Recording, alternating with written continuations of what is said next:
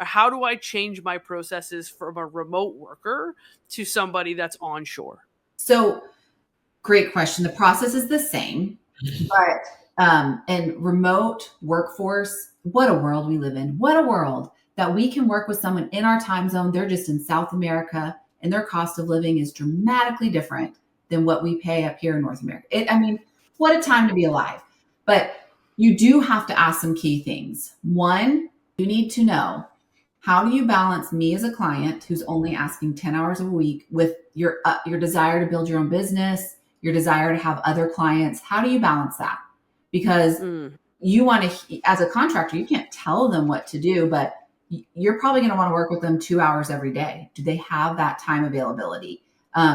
You don't want to hear that they have 25 clients. Then you're like, oh, I'll be one of a drop in the bucket. I'm not going to get any attention. So, or I'm excited to work with you, to learn from you, but I'm really trying to build my YouTube business. And so that tells you they're misaligned. So you want to understand that, because in this digital age, remote workforce, people are side hustling, people are building stuff, and you have to expect it, but you want to make sure it aligns with what you want to do.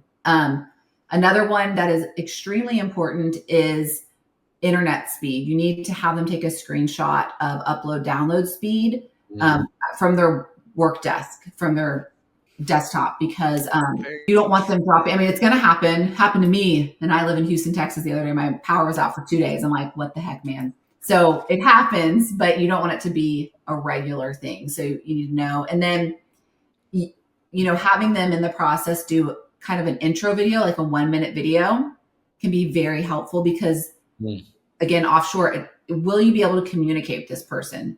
Can they speak English in an accent that you can understand? And I've actually had an experience. I was hiring for a project manager for a guy, and we were sourcing all over the world. So, I mean, we were in Dubai, we were in South America, Philippines, and there was this one woman, I could not understand her. We did the whole interview, and I sent him a couple final candidates, and he's like, I'd really like to see some more. And so I sent him this one woman, and he's like, why didn't you send her to me?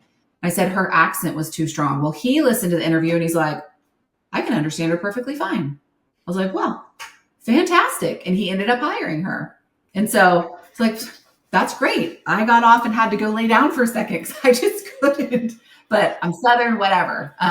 So knowing if you can communicate with them is really important.